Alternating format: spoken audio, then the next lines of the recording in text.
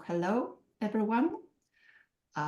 Welcome to the Kościuszko Foundation's Zoom platform and to the Foundation's webinar presented together with the Polish program at CUNY Hunter College in a series dedicated to Polish contemporary literature. My name is Ewa Zadworna. I'm Vice President and Director of Cultural Affairs at the Foundation, and I am pleased to welcome our guest speaker, Jaroslaw Anders, and Dr. Małgorzata Pośpiech, who is in charge of the Polish program at Hunter College and who will lead the discussion following the lecture. This is the 9th episode in the series on Polish literature. We started together back in 2021. The previous sessions discussed the lives and works of new wave poets and writers such as Bruno Schulz, Witold Gombrowicz, Zbigniew Herbert, Joseph Conrad, and most recently Jerzy Andrzejewski. And today's episode, titled Between Tragedy and Farce, is about another notable figure in the most recent history of Polish literature, namely a writer and film director, Tadeusz Konwicki. I want to welcome all our attendees who are still joining us from various places in the United States, in Poland, and other countries. Our speaker, Jaroslaw Anders, surely needs no introduction to our regular viewers. However, to newcomers, let me introduce him as a Polish literary critic, translator, and editor. He's also the author of Between Fire and Sleep, Essays on Modern Polish Poetry and Prose, published by Yale University Press, and many essays published by the New York Review of Books, the New Republic, the Los Angeles Book Review, and other notable publications. He has translated Susan Sontag's books from English into Polish and works by Zbigniew Herbert, Kazimierz Brandys, and Hanna Krall from Polish into English. Jaroslaw Anders has also been promoting knowledge and better understanding of Polish literature through his speaking engagements, through lectures and talks that he gives for various institutions at various venues and platforms, the Kościuszko Foundation's Zoom webinar including. And today, as in the previous sessions, he is joined by Dr. Małgorzata Pośpiech, a writer, documentary filmmaker, journalist, and photographer. Dr. Pośpiech is also a published translator and author of novels, some of which were nominated for the Central Europe Literary Award. As I mentioned, she's also in charge of the Polish language and literature program at CUNY Hunter College. Welcome both. Thank you very much for our joint session. And now I'm turning this over to you. Thank you. Hello. I would like to thank you, Ms. Zadworna and the Kościuszko Foundation for inviting the Polish program at Hunter to participate in this great series about Polish literature. I would like to welcome outstanding Polish literary critic, Pan Jaroslaw Anders. Thank you so much for meeting us virtually. It's really a pleasure and a privilege and an honor to have you with us. I'm looking forward for your lecture about another very interesting and very controversial writer and filmmaker Tadeusz Konwicki. Without further ado, it's my pleasure to give a virtual floor to Pan Jaroslaw Anders. And I thank both of you for inviting me again.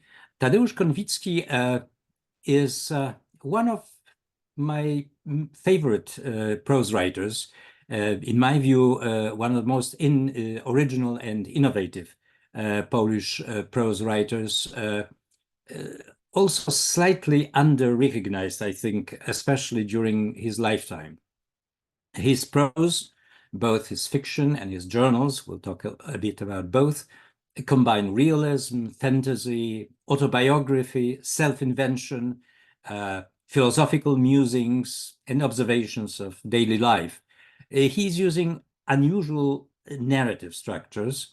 He's a writer of many contradictions, a self-declared rationalist, skeptic, ironist, but also someone intrigued by spiritual mysteries, an intellectual contrarian, provocateur, very much in the Witold Gombrowicz mode. We talked about Witold Gombrowicz a while ago, but seemingly attached to some core values, obsessively fixed on some recurring themes and memories. A very Polish writer, steeped in the Polish faith and Polish mythology, but at the same time, a universal writer, constantly searching for the meaning of human existence in general. A writer endowed with, I would say, a cosmic vision that includes both human and non-human, earthly, unearthly. Olga Tokarczuk, in her Nobel speech, postulated what she calls a tender narrator, a perspective that could include all these elements. And I believe that Konwicki was actually trying something like that much, much earlier. With all that, he claims to be a writer for the reader, the common reader, not for a fellow writer, not a literary critic, not a theoretician of literary avant-garde, but his reader has to be willing to, so to speak, play his game. He wants his prose to be something like a Rorschach test, when you have to interpret or react to a seemingly shapeless blot of ink.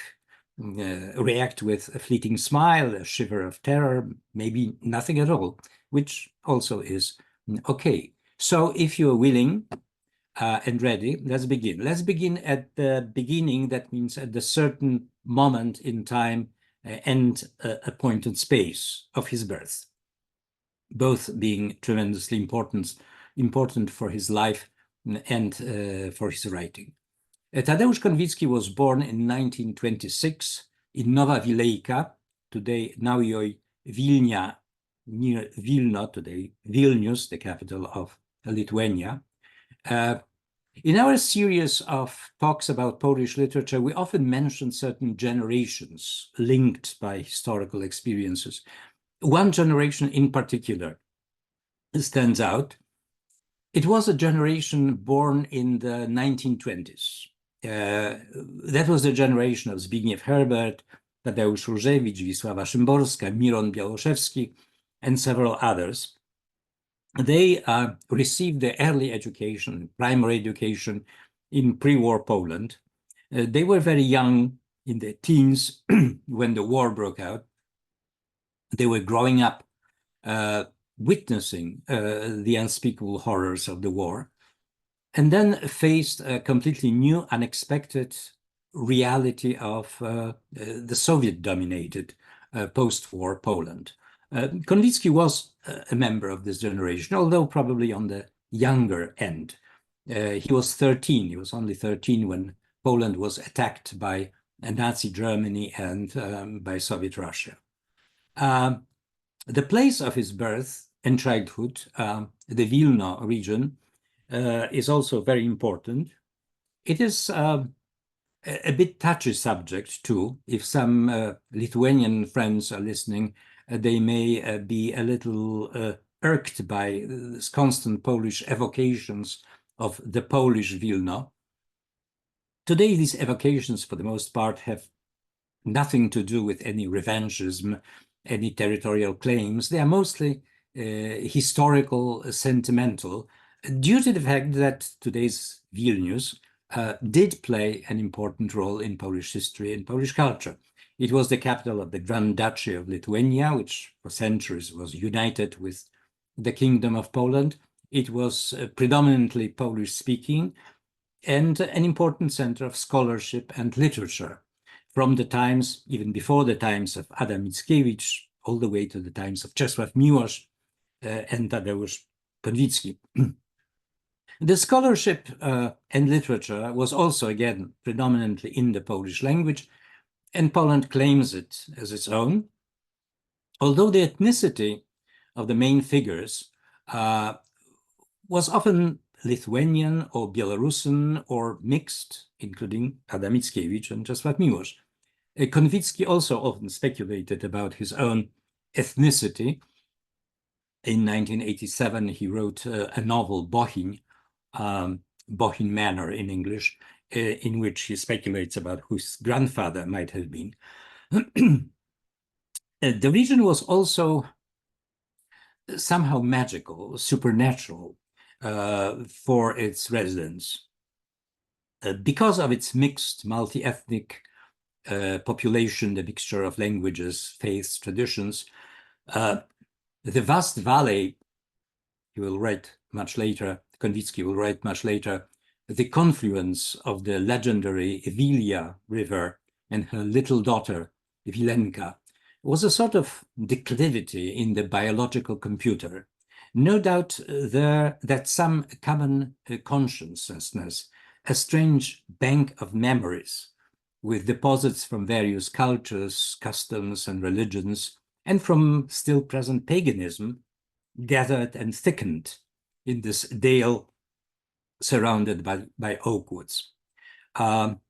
This place will be constantly present in his writing and in his movies, especially in the film The Isa Valley, based on the novel by Czesław Miłosz. It will keep reappearing in all his books as something both idyllic and demonic, increasingly idealized, mythicized, but also infiltrated by some ominous force, a seed of its demise, perhaps. A private center of the universe, and a place where something terrible has taken place that has transformed probably the whole reality. The region also happened to be the birthplace of the Polish Romantic national mythology, the core of the Polish national identity, largely thanks to Adam Mickiewicz, the poet, and his Vilno companions, the Vilno Romantics. It was also the site, I mean, the whole the Grand Duchy of Lithuania was the site of the last 19th century anti-Russian uprising of 1863, known as the January Uprising in Poland, as the Kalinowski Uprising in Belarus, which was still remembered in Konwicki's time. It was still a living history, and it was still feeding the myth. What was the myth about? The myth was about heroism, disregarding any circumstances, the myth of a struggle without a chance of victory, of struggle until death, of glory in failure, of a noble symbolic act meant mainly to give testimony to certain absolute values, and meant to compel the future generations to do the same when time comes. We've talked about this myth in several of our previous webinars on Andrzejewski, on Konrad, on Zbigniew Herbert. You probably remember The Envoy of Mr. Cogito by Herbert. Go where those others went, to the dark boundary, for the golden fleece of nothingness, your last prize. You were saved not in order to live. You have little time. You must give testimony. When the war broke out, Konwicki and other teenagers dreamt about nothing else but dying for their fatherland. Not winning necessarily, but dying. The teachers, on the other hand, wanted them to graduate first.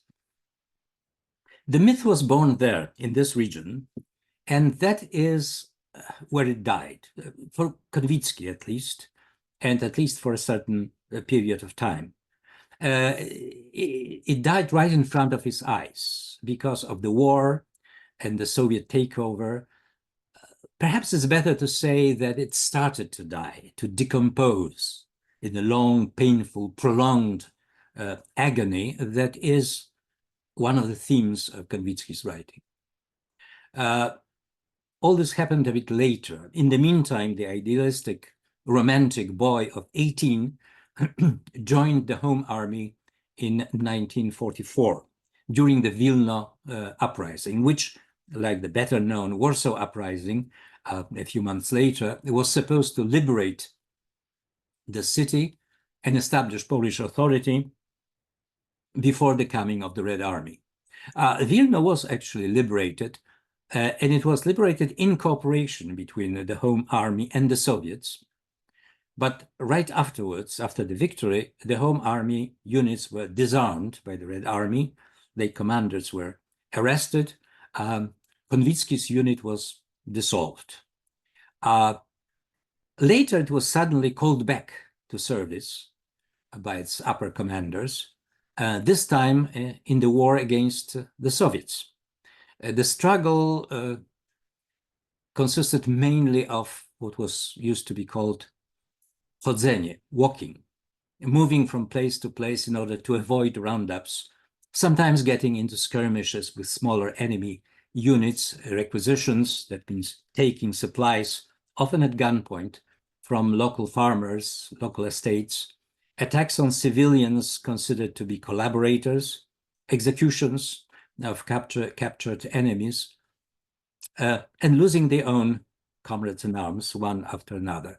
The sense of duty and pride they started with was very quickly yielding to a sense of abandonment by those higher command, by those who were supposed to direct the fight and provide it with some sort of meaning.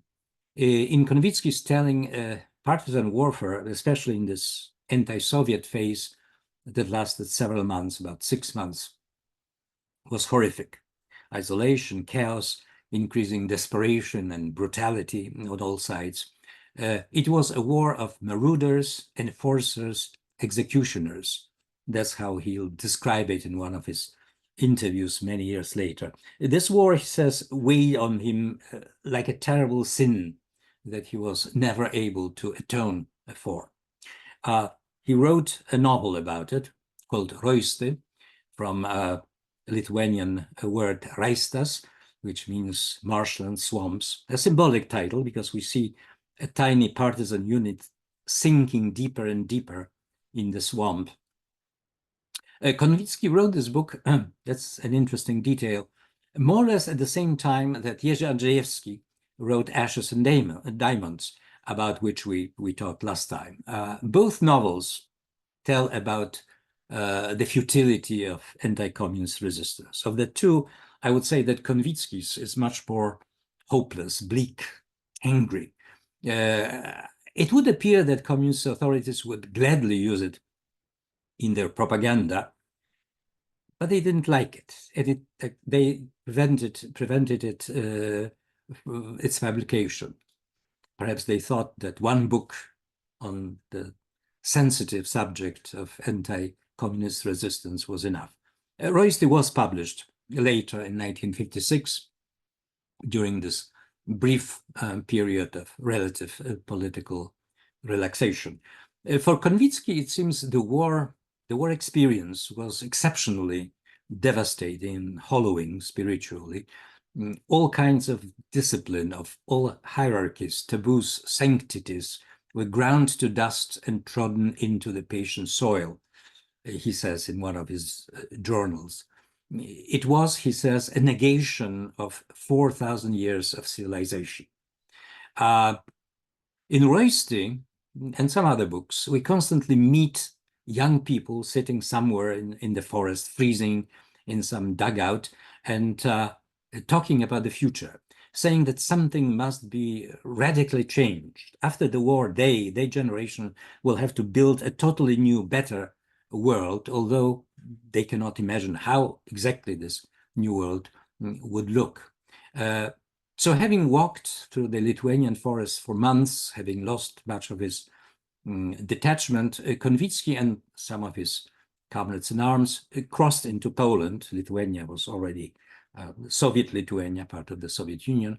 They crossed the border with an intention at first to establish contacts with the anti-communist underground in Poland proper and continue the struggle. They soon realized that the underground has been decimated, infiltrated by security forces, and also pretty much abandoned by the former high command. So they were on their own. Konwicki remembers that he tried various occupations. He studied at first architecture, then literature without graduating in either. He took film script writing courses. He was hanging around churches, as he says, thinking about becoming a priest, a monk. He tried to be a simple laborer. He enlisted as a digger at the construction of Nowa Huta, new steelworks near Krakow, and finally got a job as a proofreader, copy editor in a literary periodical Odrodzenie, the Rebirth. and has been moving closer and closer to communism until he joined the United Workers' Party in 1953. Why? When asked, Konwicki shows some impatience and claims that it is virtually impossible to explain to anybody who was lucky enough to be born too late to have to make such decisions.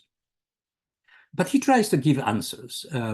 He says that the ideology was a soothing band-aid, a handful of reasoned interpretations of the world and us in the world. It was a gulp of spring water and a drop of common sense.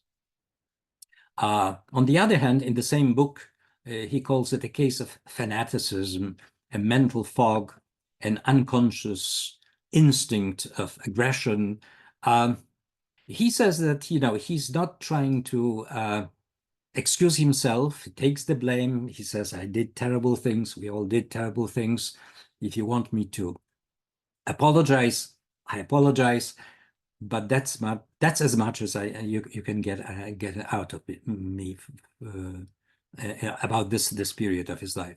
During his communist years, he wrote 3 novels in the required socialist realist style: Przy budowie, at the building site, Władza, power, and Godzina smutku, the hour of sadness.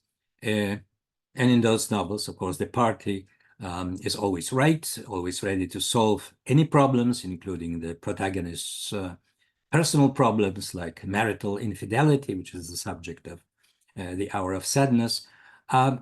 But something is starting to change in the following novel, titled Z oblężonego miasta, from a besieged city,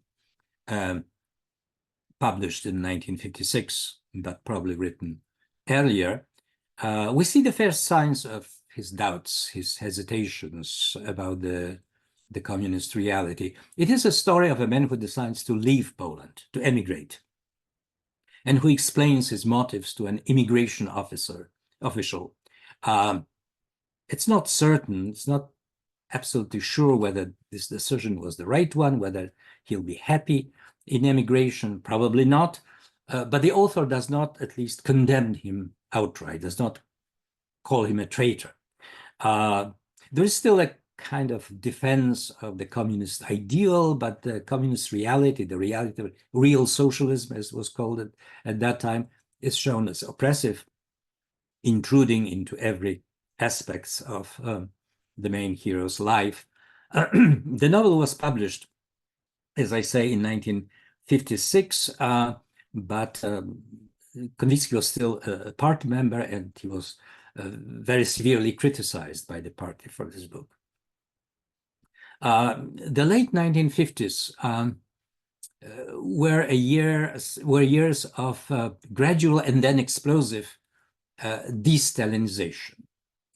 When it happened, Konwicki, the rejection of Stalinism wholesale. When it happened, Konwicki, according to his own accounts, was disoriented and shocked by the ease with which some of his colleagues, just yesterday enthusiastic Stalinists, suddenly revealed themselves as equally enthusiastic anti-Stalinists, to the extent that they were even mocking him. Konva, that was his pseudonym. Konva, you actually believed all that? For him, it wasn't easy to swallow. He says that he could not change overnight. He felt lost, unmoored again. He decided not to write an anti-Stalinist novel or poem or a tract that almost everybody was writing at that time. He decided to avoid any form of engagement, any form of groupthink, any form of collective enthusiasm. Since 1956, he says in an interview, I served no one, neither the devil nor the providence. In fact, he took a break from literature, from writing, and turned his attention to film. He previously worked as a film critic in Odrodzenie, in Rebirth Review. He took those script writing courses in the film school, in which he got a job as a literary director in one of Polish film studios. A literary director was someone responsible for commissioning, evaluating, sometimes developing, adapting film scripts. But he had absolutely no experience behind the camera. Despite all this, perhaps because of this, he managed to create several highly original films, unlike anything that was being done at that time in Polish film industry. Some say he introduced the poetics of the French Nouveau Vogue, New Wave in film, Godard, Truffaut, Chabrol, although he claims that he was actually first and that he invented all this on his own. The vacation from writing did not last too long. In 1956, he published a novel, Dziura w niebie, A Hole in the Sky, which can be read as a very indirect response to the political breakthroughs, changes of 1956. It is a novel about disappointment, a sense of betrayal, about a desperate attempt to hold on to something, but it's placed in the time of his childhood, and it reads as a sort of prequel to Royster. The author, shortly before the outbreak of the war, the hero is similar to the author. He's a young boy, an orphan raised by his great uncle and great aunt, just like Konwicki was. Two groups of boys from two parts of the settlement, the lower one, the poorer one, where the main hero lives, and the upper one, the more affluent one, organize themselves into mock military units and play war.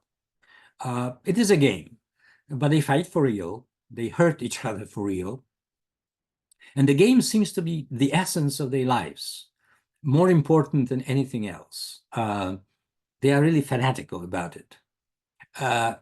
But at the end, it turns to be just a game. The commander of the lower settlement unit, a boy with clearly authoritarian tendencies, calls his soldiers to a roll call, thanks them for their faithful service, and dissolves the unit. Why? Because his family is moving to the upper colony, and from now on, he's going to serve with the opposite group, the enemy. The boys obviously feel disappointed, betrayed. The whole illusion of reality they were creating is destroyed. We realize that they were, in fact, reenacting is not right, pre-enacting the plot of Royster. That also ends in the futile betrayal and abandonment. And also, in a sense, they kind of anticipate the disappointment of 1956. That means, when many people heard, "Thank you, comrades, for your sacrifice, your dedication, and by the way, it was all a sham and also a crime, and have a good life." But there is more in the book, something that anticipates his later books, later works. The hero seems to sense that something is wrong with the world in general, with the cosmos. He sees a mirage of a change that will perhaps save the universe, but also a premonition of something terrible, something like the end of the world coming. The hero witnesses at some point a man committing suicide, hanging himself in the forest. He finds his diary, which contains many of his own thoughts. Is the man him from the future?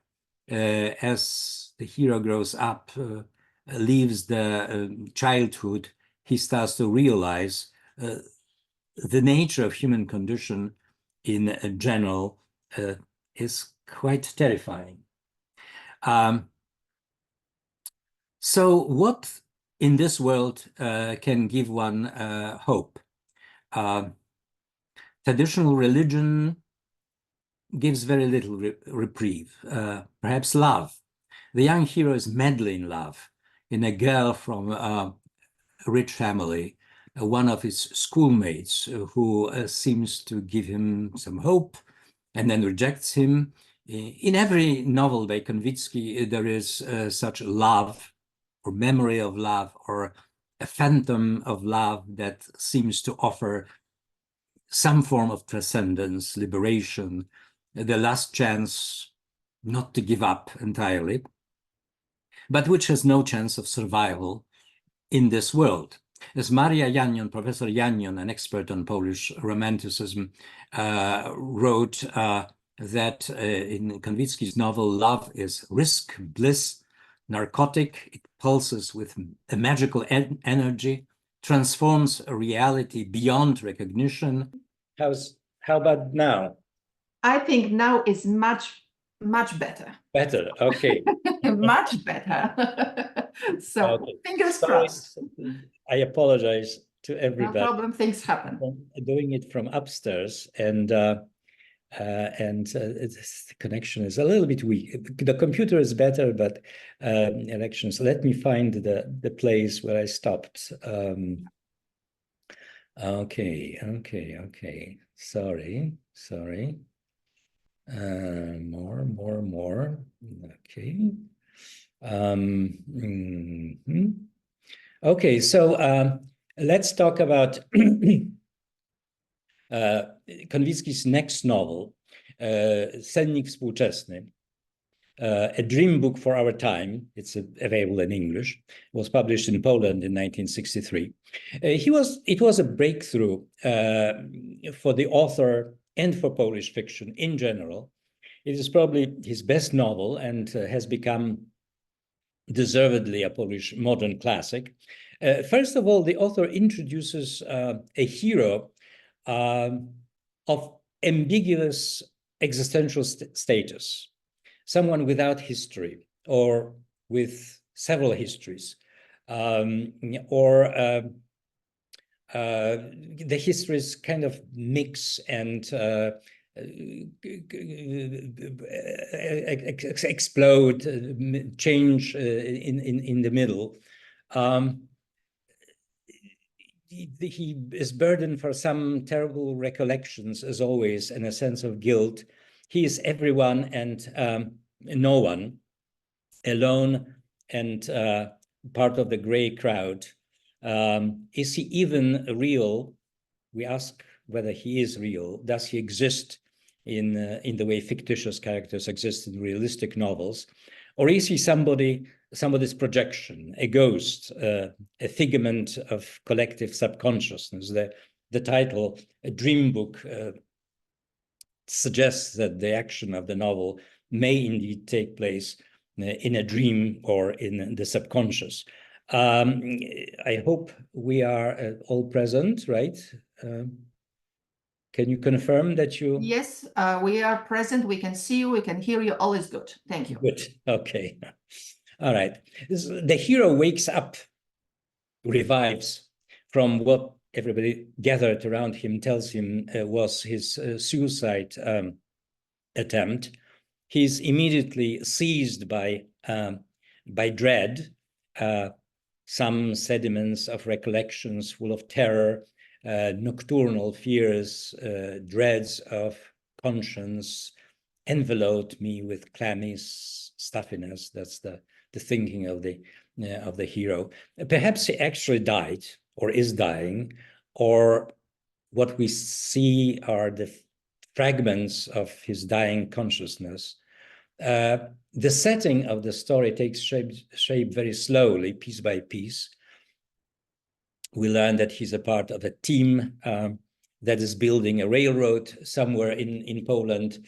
The people around him seem to be characters in some bizarre Polish puppet show, a former partisan, a former party apparatchik, now disgraced and degraded, a policeman, a former communist idealist, an aristocrat who pretends to be a worker, a woman dreaming of a better life, a leader of a religious sect with mysterious past, his wife, who is or seems to be the hero's former love or the sum of all the women he has ever loved. Many of those characters seem strangely familiar to the main author as someone from the past. Different times and locations and not only shift but blend together. We learn that the setting is the construction of a dam and a reservoir, an artificial lake on the Sola River in southeastern Poland, which is a real place. But one critic noticed that its geography does not really check out. Walking in the local woods, forests, the hero seems to be walking in the woods of the Vilno region, looking for someone, following someone from the past. The novel was a complete break with the realist storytelling mode that dominated in the post-war Polish prose, and was much closer in terms of form to pre-war modernist fiction of, say, Stanisław Ignacy Wickiewicz or Witold Gombrowicz. In terms of its content, it is again a sum of Polish myths, of Polish traumas, universalized into an existential drama of the human condition. At the end, we see the main hero leaving the village.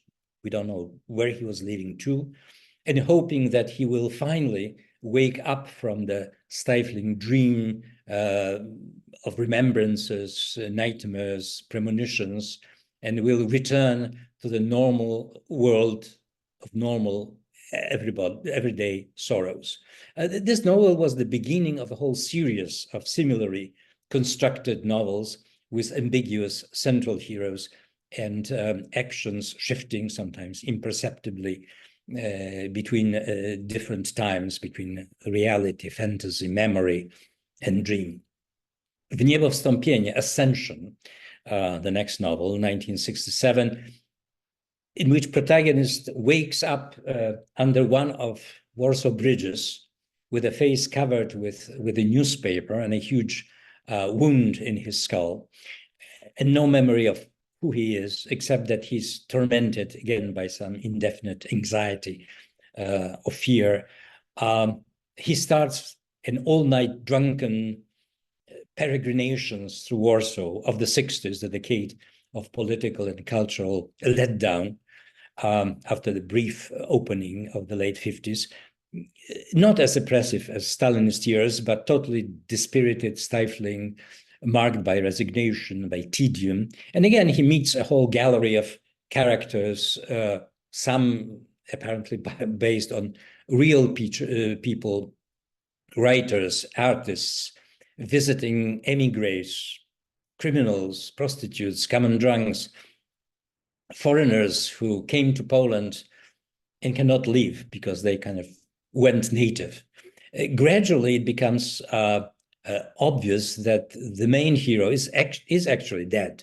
He fell or jumped or was pushed off the bridge and was killed. And it seems that this last night in Warsaw is a state between life and death. And everybody he meets there is actually dead too. Warsaw turned into a city of zombies. He and his companions gravitate towards the Palace of Culture, this strange Soviet skyscraper in the middle of Warsaw. Stalin's gift to Poland that many consider an eyesore and wanted demolished, and some others believe it has become part of Warsaw landscape. The palace is a symbolic place that appears in many novels by Konwicki, an ominous world pillar, an axis mundi that appears in many mythologies. The author calls it a sign of disquiet, a moral discomfort, of slavery and submission, and it may be an altar of some dark demonic religion. The characters in Ascension managed to get to the viewing platform at the top of the Palace of Culture and get stuck there. They cannot go down back to their dissatisfactory daily lives because the elevators stopped working. they can no longer return to life, and their ascension to heaven is also stalled, incomplete. That was followed by probably the most unusual novel by Konwicki, published in 1969, right after the eventful year 1968. It is called, in Polish, it is called Zwierzę człeko upiór, and in the English translation, Anthropos Spectral Beast. It's modeled on a children's story. And it also takes place on several levels of reality or unreality. On one level, it is a story of a little boy living in a typical intelligentsia family, which is living a typical, boring, uneventful, unpromising life of many such families at that time. The only diversion is a comet that is about to smash into Earth in a few days. That will mean the end of the world, which everybody, including the boy and his family, seem to welcome. Finally, something interesting will happen. Finally, all this nonsense will end. And on another level, the lonely boy escapes from this trivial gray reality by making time travels, time trips, thanks to a talking dog he has met with special powers. Where else? Of course, to Nowa Wilejka of Konwicki's childhood, where he meets a beautiful girl and a boy who looks sometimes like his alter ego, his double. The dog insists that they must try to free the girl who he says is held captive by the boy in his elegant villa. And on the third level, which is revealed only at the very end of the novel, it is a fantasy of a boy who is alone, seemingly abandoned even by his family, and dying of leukemia in a hospital. In fact, I invented this tale for myself, he says, to free myself from pain and anguish and from my morbid thoughts, he says at the very end of the book. But who or what is the Anthropos Spectre Beast of the title? He, it is everywhere and nowhere. He, it is, the boy says, everything that is not understood in nature and mankind. He is the unknown itself. In other words, everything that we sense, at least occasionally, as strange, as mysterious, in our very existence, everything that makes us feel scared, out of place, not only in this specific Polish reality in the 60s, but in the world in general, the irrational fear of existence. In the novel Nic albo nic that followed, Nothing or Nothing, the hero named Darek suffers from also memory lapses. He leaves his Warsaw apartment and starts to travel through the country towards the coast of the Baltic, troubled by the suspicion that he is the serial killer police has been hunting for, because wherever he stops, there is a strangled woman found shortly afterwards. Again, a panorama of Polish hopelessness, a sense of entrapment, of walls closing in, the last effort of redemption through love, and semi-suicidal death. But at some point, Darek, the narrator, says that he's still in his Warsaw apartment. Nothing has happened. Nobody has been murdered. He has just invented all the story out of boredom, and as a game with the reader. He has invented, he says, a story full of hidden meanings nobody can decipher without my help, full of codes that only I understand, codes that are asymmetrical without hidden rhythms, because such is my fancy. The next novel, Kronika Wypadków Miłosnych, Chronicle of Amorous Incidents, published in 1974, at first looks like something much simpler, a romance of sorts. We are again in Nowa Wielejka. The hero Witold, is about to graduate from high school and start medical studies. He's again madly in love. Another of those carnal, celestial, imagined, transformative loves, but he keeps meeting a man who seems to know his future.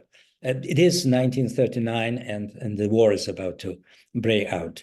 The love, of course, cannot continue because of life's interferences, but mainly because such ecstasy does not fit the world at all. Then we see the stranger, who turns out to be Witold in the future, in his Warsaw apartment, terminally ill, in constant pain, and about to commit suicide. At the moment of his suicide, back in Nowa Wielejka, the young Witold revives from his own suicide attempt. So we ask, who invented whom, or have they both invented each other? After this series of rather gloomy novels, Konwicki decided to try something else. He said he was tired of fiction, of constant inventions, and wanted to say something directly, and to introduce himself, Tadeusz Konwicki, into his narratives rather than through some abstract narrator. The result was Kalendarz i Klepsydra, a calendar and the hourglass, published in 1976. The first of several non-fiction books that Konwicki calls lying journals. They have indeed a journal form, a record of events in his own and in the public life, of gossip, portraits of people, vignettes from the cultural and everyday life, philosophical and religious meditations, and fragments of fiction, mostly unpublished or abandoned books that he wrote at some earlier time. Konwicki constantly winks at the reader, suggesting that he takes some liberties with the facts, and that not everything that he says should be taken seriously. He will write several such journals intermittently with novels, and although hardly a factual source, they give one a glimpse of the atmosphere, the mood of the time they describe, the 70s, 80s. In 1970s, something was stirring in Poland, and nobody knew whether it's for the better or for the worst. It all started with the student protests in 1968, the workers' protests in 1970, 1976, violently suppressed, the beginning of the opposition in Poland, and long prison sentences for some of the activists. A calendar and an hourglass is very much a book of the 70s, the decade of unrest, a bipolar decade, as I called it sometimes, with moments of hope and moments of depression. So our two following novels written in the same decade, the Polish Complex Polski in Polish, published in 1977, and in English as the Polish Complex in 1982, and Mała Apokalipsa, a minor apocalypse, in 1983. Published in Poland in 1979 and in English in 1983. By that time, of course, Konwicki has long abandoned his communist sympathies and has been drifting towards the opposition, although faithful to his principle of non-commitment, he never became its full-fledged member. In 1966, he signed an open letter protesting against the expulsion from the party of the Polish philosopher Leszek Kołakowski, and as a result, he himself was removed from the party, though he was still able to publish and make films. The Polish Complex, like Konwicki's earlier novels, moves back and forth between different times, in this case between the uprising of 1863 and a present-day line in front of a store in Warsaw. It was at the time of shortages, and lines of all sorts became common. The time spent, wasted in those lines, the tedium of standing for hours in one place, became a sort of currency you paid for those deficit goods. A currency, it's in human nature, that people started trading. Professional line standards appeared. People designed involved regulations of line behavior, what is allowed, what is not allowed, almost like today's financial market regulations. An absurd, infuriating phenomenon, and making a line a metaphor of life in Poland at that time was truly Konwicki's strike of genius. The wait in line turns into a kind of collective Polish confession. Most of the protagonists are also tormented by a sense of failure, humiliation, guilt, and death wish. An act of betrayal was committed, Konwicki muses, yet no one wanted to be a betrayal. What is the real source of the agony of Konwicki's character? Is it just unwanted political system or something more? Perhaps the Polish romantic myth that kept sustaining and uplifting and then failing and disappointing the people. That much is suggested by the historical narrative, historical throwbacks to the time of the uprising of 1863. Focusing on two historical figures, a partisan leader, Zygmunt Minejko, and the last leader, the dictator of the uprising, Romuald Traugott. They both understand that the chances of victory is practically nil. They accept their fate with courage and with resignation, as if obeying historical compulsion older than the patriotic slogans of the day. They cannot change their destiny because they feel that they are less real people than phantoms, gods from a collective dream that Konwicki calls the Polish religion of freedom.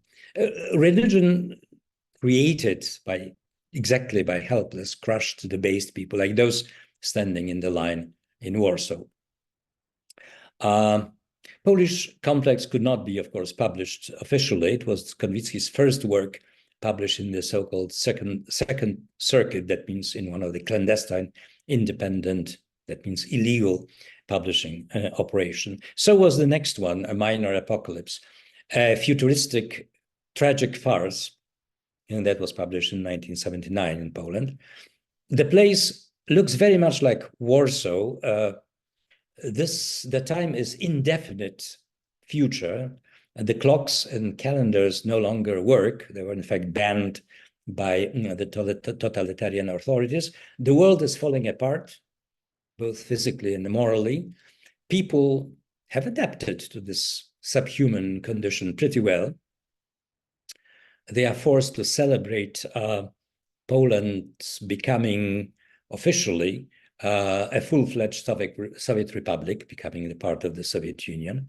The protagonist narrator, Tadeusz Konwicki, wakes up one morning and, like in Kafka's The Trial, is suddenly visited by two individuals who turn out to be his friends, Hubert and Risha. They demand that on that particular day, at exactly 8 p.m., he kills himself in protest. He pours gasoline on himself and sets himself on fire in front of the Central Party headquarters. Konwicki, the protagonist, at first rejects this outrageous proposition and leaves his apartment with an intention of sneaking out of his assignment. but is immediately caught in a web of strange events that seem to be pushing him relentlessly towards this fate. His journey along the crumbling streets of Warsaw, during this journey, he argues against the senseless sacrifice, but the argument inevitably becomes its justification.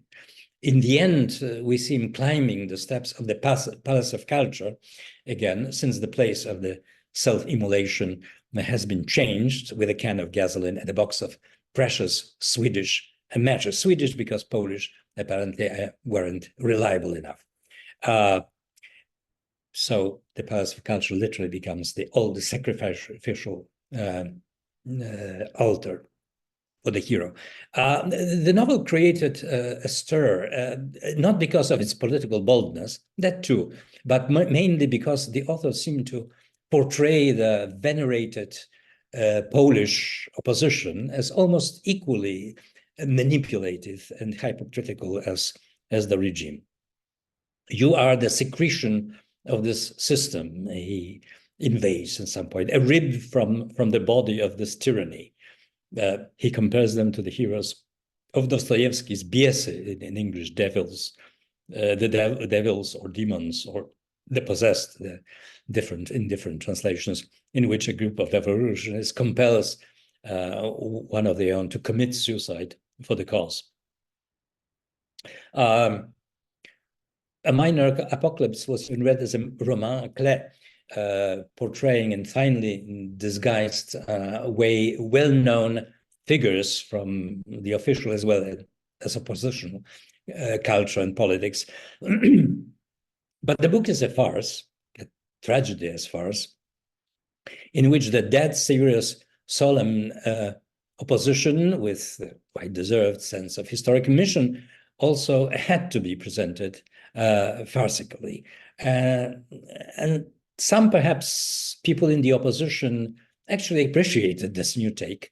A Polish poet and opposition activist, Tomasz Jastrun, said that Konwicki was the first one among us, people connected with the opposition, who understood that the best form of struggle with the system is irony and grotesque, and that you have to laugh also on ourselves. At the beginning, we weren't able to do that, he writes. The novel was published in 1979, and a year later, history added an unexpected afterword to the novel, the Solidarity Rising in 1980, which seemed to contradict Konwicki's pessimism. The author wasn't so sure. We see it clearly in yet another of his journals, Wschody i Zachody Księżyca, Moonrise, Moonsets. The book ends with the imposition of martial law. I'm talking about the Moonrise, Moonsets journal. And the writer says, in the closing passages, Mother of God, how many times does this take? How many times have I seen a rabbit-quick hour of greatness followed by years of weeping, misery, and decline, a moment of peacock splendor for the men rising to do battle, and the decades of hard labor for the women running to prisons, bringing their men packages of warm underwear and caring for sick fugitives and accompanying those fleeing the country to the border. A beautiful, iridescent flare and years of icy Arctic night.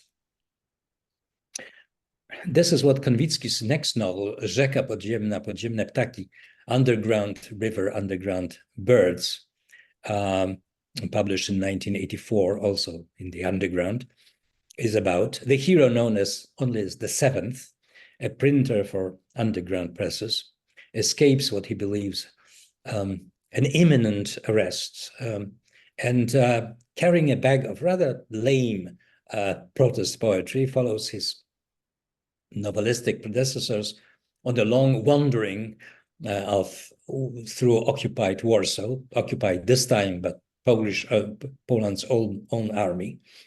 has many symbolic encounters, some real, some perhaps hallucinatory. What he sees and feels reminds him of Poland's unending war that continues generation after generation after generation. The end of a new uprising, he thinks, or a culmination of a bloodless uprising, uprisings and failures, immoral politics and moral catastrophes.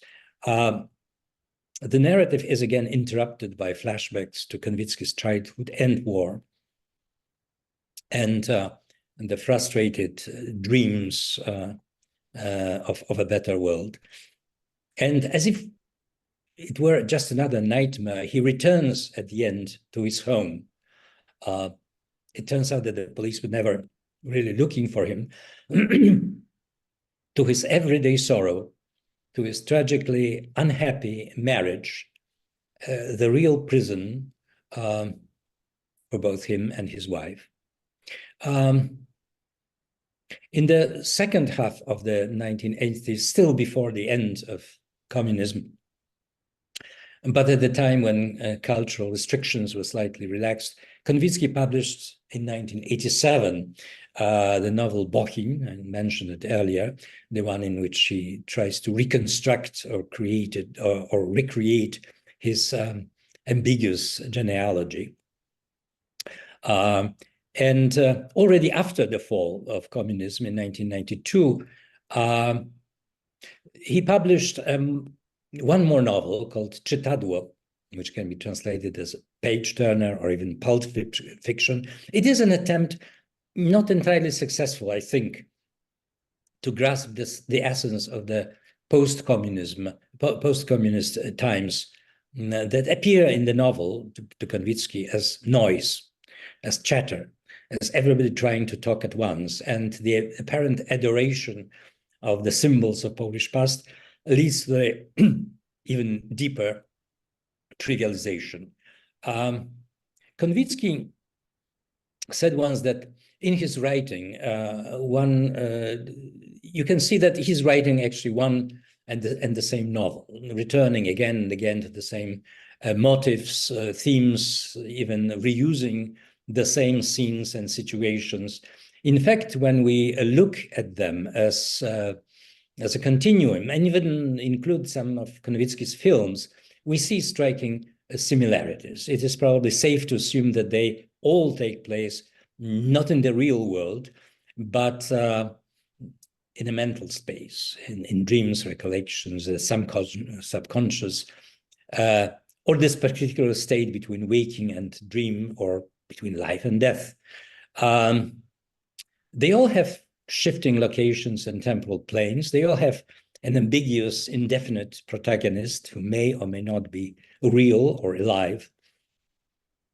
The hero is at the end of the tether, ready to give up, contemplating suicide, summoning death. There is a sense of an ending of the world, but also awaiting for something vague, a sign that there is more, that all this has some hidden meaning. There is always love, true or imagined, to which the hero clings as the last hope, and which he finally loses. The novels compulsively return to the beginning, the childhood, and the war in the Wilno regions, not in nostalgia, but in search of the key, the source of everything that has happened there, and what has happened to the author, to the narrator. The lofty, tragic, heroic aspects of Polish history and Polish cherished symbols are swimming in Konwicki's work in the soup of triviality, chaos, absurdity. They are corroded, diluted in it. Polish drama often turns into a theater, pretending affectation, and yet under all this pretense, there still seems to linger some real pain. And most intriguingly, perhaps, for me at least, Konwicki's heroes seem to be suffering from the Polish complex, the sum of Polish experiences, but also from some more general existential malaise, discontent. They are at odds with life, existence, the world as such, not only the Polish world. They seem to believe in God. That's what they declare. But the God is a mystery, which adds to the anxiety rather than lessens it. They live in a perennial dark night of the soul, to use a religious term. Konwicki often talks about it in his interviews and his journals, especially the last one called Zorze Wieczorne, Evening Lights, published in 1991, which is probably the most personal and confessional of his journals. I am angered and offended, he writes, by this life. He calls being an unfortunate accident. It seems that since childhood, I was against life in general and everything. Consciousness, a terrible natural phenomenon. Yes, after all, it seems to be natural. When did this thing attach itself to those biped mammals in their terrible, murderous evolution? Consciousness, in his views, is an evolutionary mistake. Evolution is supposed to equip species better for survival, and our consciousness seems to be pushing us towards self-annihilation. What is the link between those two levels? What makes the Polish condition equivalent to the human condition in general? One possible explanation is that the Polish or East European experience has stripped the world naked, displayed its not so pretty mechanisms. Right after the war, the Western world started building its new consumerist entertainment reality, multiplying toys to play with, to create distractions, veils that cover the scaffolding. We see through the matrix, to use another pop expression. He rebelled against the system, but as he says, I probably rebelled against about particular staging, although the drama is always the same, an existential drama in post-war Polish decoration. Or perhaps something much more personal, not fully articulated. He keeps returning to the images of his father's death when he was 3, I believe. So he doesn't remember much, but he believes he remembers something horrible. Perhaps this is the source. We'll probably never know. I'm afraid that after all this, I've said you can imagine Konwicki as some kind of brooding, dark, inapproachable person. He was really nothing like that. I met him a few times, and I remember a gregarious, funny, chummy fellow. But he shows us a gloomy picture of the Polish fate and also of human condition. Gloomy and comic, pathetic and ridiculous. But he also sees his writing as, in his own word, an element of a game with life, with the reality in which we dwell, and also as an expression of fascination with the mystery, indefiniteness, irrationality of this life, the gaps in our understanding, which at least leave some possibility of a meaning. You have to accept your fate, he writes, your fragment of linear time, if linear time exists, and not to be too ambitious. During my life, I scratched my initials on our wailing wall. That means I recorded a mental state, a way of looking, our preferences, aesthetic limitations. I am attached to all that. So let's say I've been talking for a long time. Let's end on this rather positive note. Thank you very much. Thank you so much, Mr. Anders. It was really good to hear, and thank you for taking us for this journey and talking about his works, his life, which is so connected, and the Polish condition. I recently, a few days ago, preparing for this lecture and our meeting, was rewatching Lava, the movie made by Konwicki in 1989. It was his last movie, and based on The Forefathers by Adam Mickiewicz. And this is amazing and very moving, very interesting movie about Polish condition based on the romantics. And it's like basically love letter to Mickiewicz by Konwicki. I was shocked. And to the images of the uprising on 1863, to all those histories of Poland, history of Poland. So it was very interesting to watch it. It went through the forefathers 1, 2, 3. It ended with the Wielka Improwizacja, Konrad.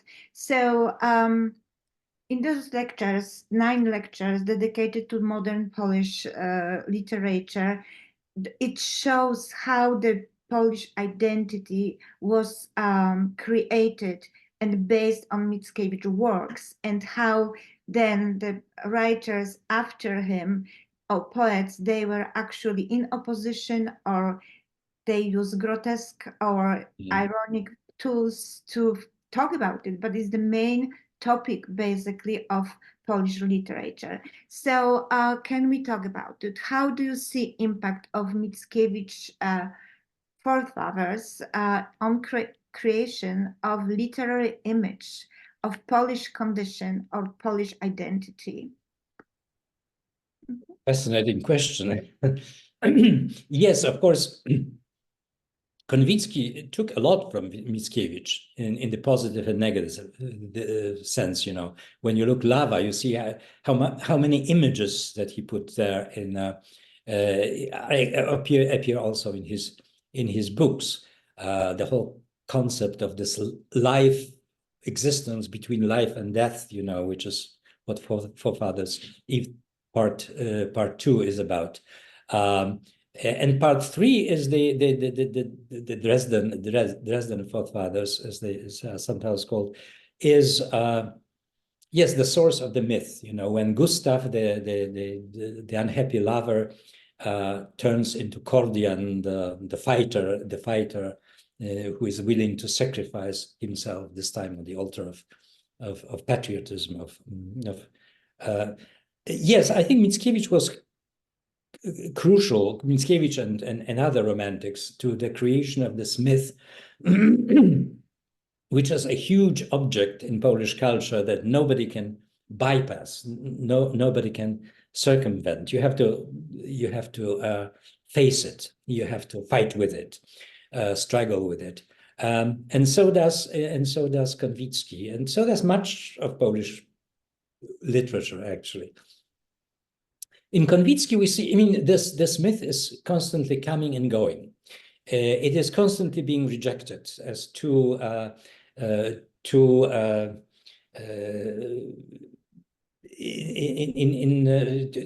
as a celebration of failure.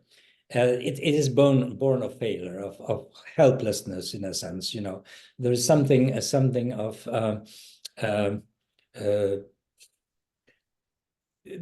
pessimism is elevated to the rank of a virtue in this myth. It's not pragmatic. It leads to sacrifices, and we saw it in Andrzejewski. We saw it in other writers who rejected, you know, say enough of it, you know, enough of this bloodletting that leads to nowhere. And it keeps coming back, and it somehow keeps, you know, being revived and restored, you know. And the Solidarity uprising was, as I remember, also this kind of romantic uprising of the spirit, you know, like there is some magical supernatural force in us, you know, nothing will stop us this time, which was also disappointed and then revived. In Konwicki, we see also this vacillation between two extremes. First, you know, right after the war, he rejects it. You know, it was a lie. You know, we were deceived. You know, we were led to death. You know, for some ideas that you know, and we lost. You know, we are told about these great heroic traditions, and it led us to another failure. Later in his later novels, the elements, especially in the Polish complex and A Minor Apocalypse, the hero is both rejecting it and then reviving it at some point, especially as we see in A Minor Apocalypse. He walks through Warsaw and debates with himself and with people he meets about the senselessness of this. And at the end of this argument, he comes to, well, it is maybe something that, there is one character that says, the Konwicki tells him, the world is dying. And the character says, the world cannot die. And Konwicki responds, well, perhaps the world cannot die. For it not to die, a man has to have a human death. That means a noble, upstanding, heroic death. So he somehow accepts this, and he kind of stumbles up the stairs of the Palace of Culture to the altar, reluctantly but reconciled with, just like the heroes Minejko and Traugott, with the fate and with the absolute necessity of it. So yes, this myth is still pretty much with us. He's been rejected and ridiculed so many times, and it's still with us. People say yes, it's yes, as I said, a celebration of failure. We should learn to celebrate our victories, our triumphs. We had those too, but it keeps coming back. I remember, yes, the people said that solidarity was also a romantic uprising, although luckily the bloodless one. There were some deaths later on during the martial law, but not during the solidarity strikes and negotiations with the government. So yeah, it's there. It's part of us. Polish condition. Yes. I would like to recommend the website called 33mm that online you can watch. We discovered that it's the all films by Konwicki, like Salto and How Far, How Close, and Love, of course, is they're restored. So they're in Polish. There's no subtitles, but it's worth watching. And one more question from me: it's what was the reception and impact of Konwicki's prose and films outside Poland? Like Wajda, I'm talking about the films, was recognized, and his movies were like the He was not particularly. I mean, he became popular. The first book that was translated into English was a dream book for our times. It appeared, I think, I don't remember the date now, but it was later republished several times. A Minor Apocalypse, the Polish Complex, and A Minor Apocalypse were published by big, very prestigious publishing house, Farrar, Straus and Giroux in New York. And it has been quite successful because it was about what was happening at that time. It was published during the post-solidarity decades. His films were not particularly promoted by the government. They were not well known.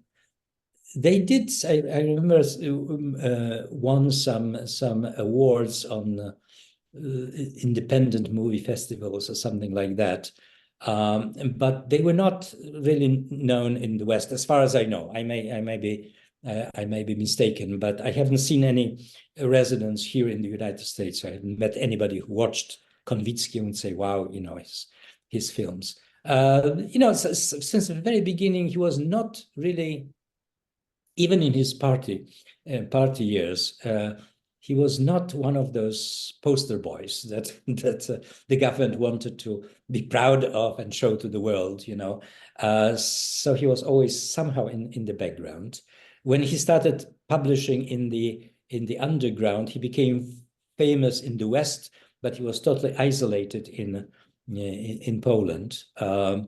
I mean, his novels circulated in this samizdat, the Polish samizdat, that means the Polish and the independent publications, but you know, that it was a circle of people who were already in the know and not and his novels had, before I remember when I was very young, you know, in the late 60s and 70s, we read them, you know, we read his dark, you know, existential novels with great interest. It was something new, something, as I said, not like anything else that we had in Polish literature at that time.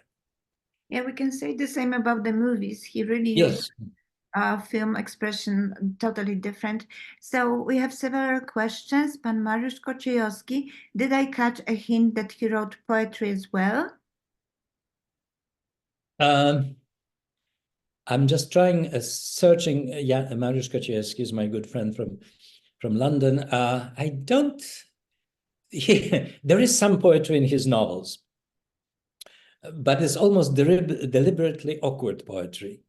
I don't think he presents the poetry of someone else. I don't think he published any poetry. Maybe he tried something. Who didn't? I didn't, but most human beings on this world try to write poetry. I don't think he was publishing it. He started when he was still in Odrodzenie, in the Rebirth review.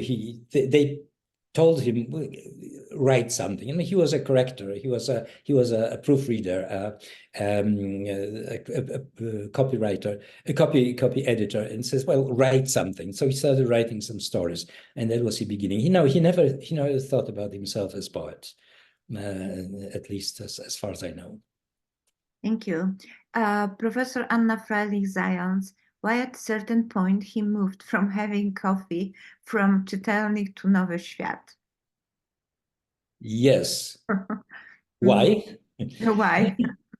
I don't know. He moved from Czytelnik. Czytelnik was a publishing house, and the publishing house, a little cafe on the first floor in the kind of basement, and he used to meet there with his best friends, very small circle of best friends. Gustav Holubek, the actor, was among them. Why he moved to Nowy Świat? He moved to Blikle, which is across the street from. He is in Nowy Świat, you know, a traditional Polish cafe. Why was it? I think that Czytelnik was at. There was some renovation going on in Czytelnik at that time, and the cafe was closed, you know, so they had to find another venue, and then they stayed there. I don't believe. Maybe Anna knows more about it. You know, Anna is also a good friend of mine, a poet from New York. Mm-hmm. Thank you. So, Ms. Lonja Miller, thank you, Pan Anders, for sharing with us this extraordinary insight to Konwicki's contribution to Polish and the world literature.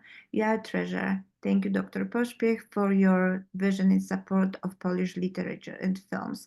And I would like to thank you, Pan Anders, and all of you for coming and being patient. There's even a note. We always appreciate all of you and Mr. Anders' presentations, and we will be patient. So thank you all for coming. Thank you for being patient, and thank you for this wonderful lecture. I should thank you for your patience. You know, the technical difficulties, you know. That happens. That happens. Smooth flow, but it was resolved finally. It's good. Thank you very much. Thanks for this opportunity. I really enjoyed those meetings. Until the next time, I hope.